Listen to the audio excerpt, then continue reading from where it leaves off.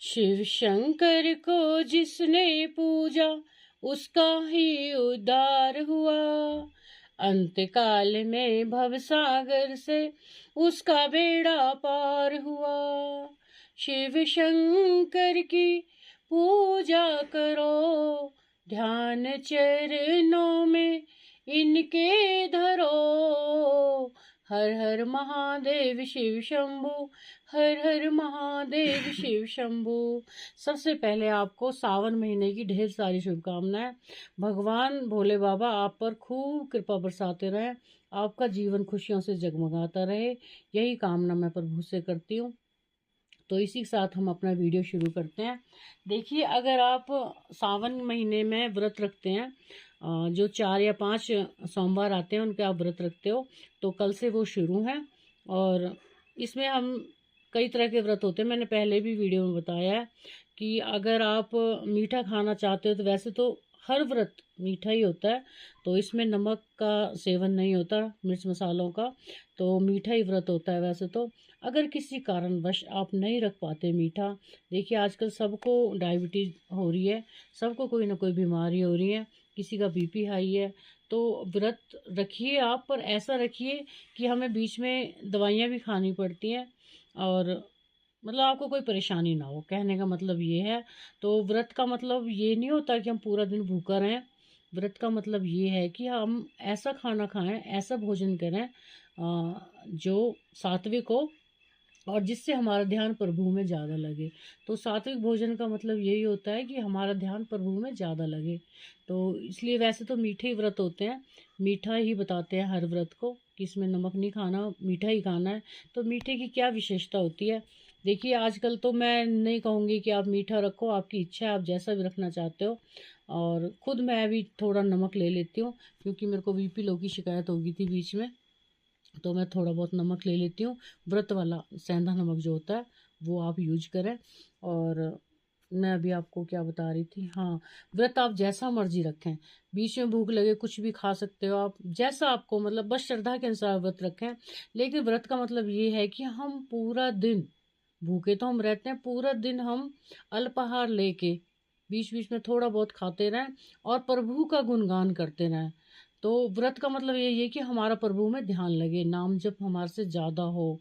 तो यही होता है अगर हम सात्विक भोजन करते हैं। सात्विक का मतलब क्या होता है कि जो तामसिक भोजन होता है वो हमारे शरीर को उग्र करता है, जिससे हमारा पूजा पाठ में ध्यान नहीं लगता, मन अशांत रहता है। तो सात्विक का मतलब ये, सात्विक भोजन करेंगे तो हमारा प्रभु में ध्यान लगेगा और मन हमारा शांत रहेगा।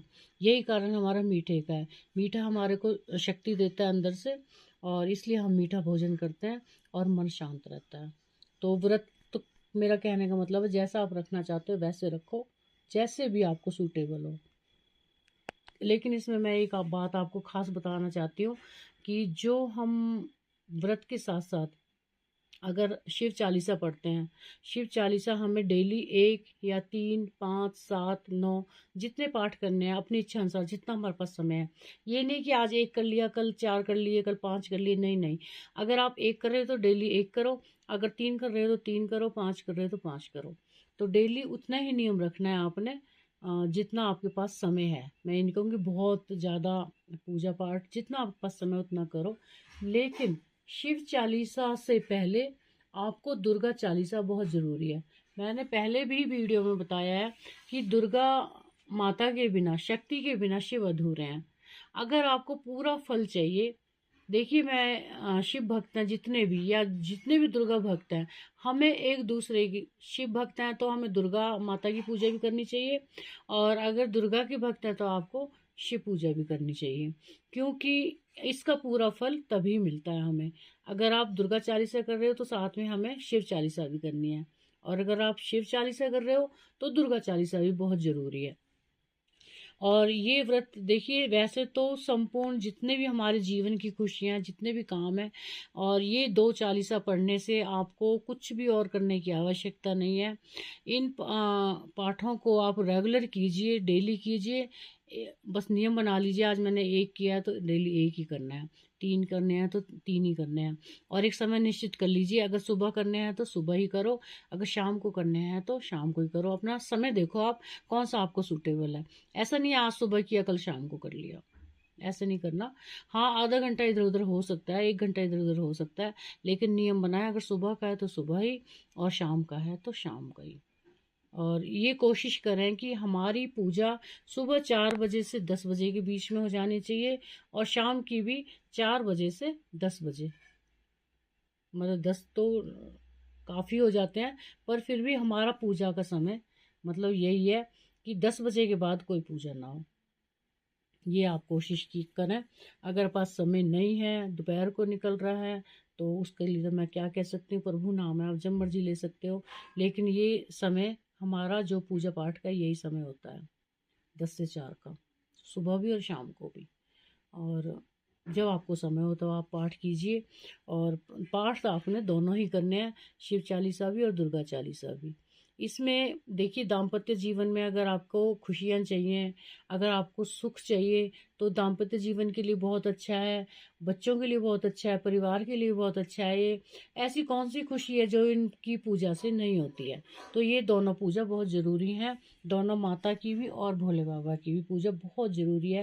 और मैं इतना ज़रूर कहना चाहूँगी, देखिए मैं स्त्री हूँ, अब लोग पता नहीं आजकल क्या कह रहे हैं, क्या सुन रहे हैं। देखिए यूट्यूब पे बहुत कुछ सुनने को मिल रहा है, लेकिन मैं इतना कहूँगी जितना भी मैं जानती हूँ। देखिए, ना तो मैं कथावाचक हूँ, ना तो मैं भगवा पहन रही हूँ, ना तो मैं ऋषि मुनि हूँ। मैं सिर्फ एक गृहिणी हूँ, और आपकी तरह थोड़ी बहुत जितनी मेरे से पूजा पाठ होती है उतनी कर लेती हूँ। बस इतना कहना चाहूँगी कि आप स्त्री हैं तो शिवलिंग की पूजा ना करें। अब कारण देखिए, पता नहीं क्या क्या, कोई कुछ कहता है, कोई कुछ कहता है। बस मैं इतना ही कहूँगी कि स्त्री को जहाँ तक हो सके शिवलिंग की पूजा नहीं करनी चाहिए। और बस आप विग्रह की पूजा कीजिए। पूजा तो देखिए, हम पूजा तो पूजा होती है, लेकिन इसमें थोड़ा सा बताया गया है कि स्त्री को ये पूजा नहीं करनी चाहिए। हम शिवलिंग को नहलाने जाते हैं, ये नहीं करना चाहिए, स्त्री को नहीं करना चाहिए। और बस विग्रह की पूजा कीजिए आप, उन्हें मानसिक स्नान कराइए, मानसिक तिलक लगाइए। तिलक आप जब भी लगाएं तो उनके चरणों में लगाएं, और उनके चरणों से अपने माथे पे लगाएं। माथे पे, भगवान के माथे को छूने का अधिकार हमें नहीं है। मैंने पहले भी कई वीडियोज में बताया है कि माथे पे हमें तिलक नहीं लगाना चाहिए। हम भगवान के माथे पे तिलक लगाते हैं, जो कि गलत है बिल्कुल। और जितना मैं जानती हूँ उसके अनुसार हमें भगवान के चरणों में ही तिलक को रखना है, तिलक को लगाना है। उन्हीं चरणों से हमें अपने मस्तक पे वो तिलक लगाना है। तिलक आपके पास जो भी हो, जैसा भी हो, वो आपने लगाना है। केसर का है, चंदन का है, जो भी आप लगाना चाहते हो। तो ये तो होगी पूजा का विधान। अगर आप भोले बाबा को बहुत ज़्यादा खुश करना चाहते हो तो आप, ये है हमारा शिव पुराण। देखिए, सावन महीना है, ये शिव पुराण है हमारे पास। ये हिंदी में है, शुद्ध हिंदी में है, संपूर्ण 11 खंड है इसमें। और इसको आप पूरे महीने में अपने हिसाब से पढ़िए। और इसमें बस इतने भगवान से ये हाथ जोड़ना है, भगवान जी, हे भोले बाबा, मैं आपका बच्चा हूँ, मुझसे अगर कोई गलती हो जाए तो क्षमा करना। मैं आपका ये पाठ करना चाहता हूँ, इस पाठ के बीच में मेरा किसी प्रकार का कोई विघ्न ना आए, और जैसा भी मैं उल्टा सीधा पढ़ता हूँ उसे स्वीकार करें। अगर मेरे से कोई गलती हो जाए, अपना बच्चा समझ के मुझे क्षमा कर देना। तो बस इतनी आपने प्रार्थना दिल से करनी है, सच्चे दिल से, और हाथ उठा के कहना है कि प्रभु, मैं आपका हूँ, और आप जाने, आपका काम जाने, मेरे से कोई त्रुटि या गलती हो रही है जाने न जाने में, उसको माफ़ करें और मुझे सच्चा मार्ग दिखाएं। तो ऐसा कौन सा काम है जो हमारे भोले बाबा नहीं करेंगे? सच्चा मार्ग दिखाएं, सच्चे मन से, सच्चे हृदय से उनकी आराधना करें। और कोई भी इच्छा कामना लेके आप ये पूजा पाठ जो भी करेंगे वो आपकी ज़रूर पूरी होगी। ये मेरा आजमाया हुआ है, तो आजमाई हुई चीज़ें मैं आपके पास लाती हूँ। तो देखिए, इतना ही कहूँगी, बाकी तो देखिए वीडियो बहुत लंबा हो जाएगा। अगर आपको कोई बात गलत लगती है तो उसमें आप मुझे कमेंट में बता सकते हैं कि ये आपने गलत बोला, तो मैं उसमें सुधार करने की कोशिश करूँगी। हाँ, इतना ज़रूर कहूँगी, जितना मुझे पता है, जितना भी, कि स्त्रियों को हो सके जहाँ तक शिवलिंग की पूजा नहीं करनी चाहिए। विग्रह की पूजा करो, आप जितनी करना चाहते हो, जितना करना चाहते हो उतना ही करो, जितना आपका दिल करे। तो पूजा का कोई था नहीं है, कोई इसकी सीमा नहीं है, जितना आपका इच्छा करे उतना करो। हाँ, ये ज़रूर करना है आपको कि जितनी भी आपने दिन भर में पूजा की है, शाम को आरती ज़रूर करनी है। तो ओम जय जगदीश हरे ये भी कर सकते हो, और आरती जो शिव भगवान की आरती है वो भी आप कर सकते हो। जय शिव ओंकारा ये भी कर सकते हो, आपकी मर्जी है। आरती के बिना हमारी कोई भी पूजा संपन्न नहीं होती है। तो दुर्गा माता की भी आरती करनी है आपने, और भोले बाबा की भी आरती करनी है, शिव आरती। तो इससे हमारी पूजा संपन्न होती है। किसी भी भगवान की आप पूजा कर रहे हो तो आरती से ही संपन्न होती है। शाम को पूरा घर ना हो तो जो भी अवेलेबल हो घर में सदस्य, आरती ज़रूर करें। और जल भर के ज़रूर रखें, तांबे के लोटे में जल ज़रूर भर के रखें। और ये हमारे पूरे घर में हमने इसको छिड़काव करना है। सुबह शाम घर में थोड़ा सा छींटे मारिए, बाकी अपने चाय दूध में सबको ऐसा करना है कि सबके पास ये प्रसाद आ जाए, क्योंकि ये हमारे भगवान का प्रसाद होता है। ये तांबे के लोटे में आपने जो भी जल रखना है उससे पहले घर में छिड़कें, उसके बाद चाय या दूध में डाल दें, ताकि वो सबको मिल जाए प्रसाद के रूप में। बस ऐसा आपने करना है। और जैसी भी टूटी फूटी पूजा हो जाती है, बस इतना करना है कि आपने हाथ जोड़ के यही प्रार्थना करनी है कि भगवान जी, अगर मुझसे कोई गलती हो रही है तो उसे क्षमा कर दें। मैं आपका बच्चा हूँ, जाने अनजाने जैसे भी मेरे से पूजा हो रही है उसे स्वीकार करें। तो ज़रूर स्वीकार करेंगे, वो सच्चे दिल से की गई प्रार्थना हमारी कभी असफल नहीं होती है। तो इसी के साथ मिलते हैं अगले वीडियो में। तो तब तक के लिए ओम हर हर महादेव, जय श्री राम, जय माता दी।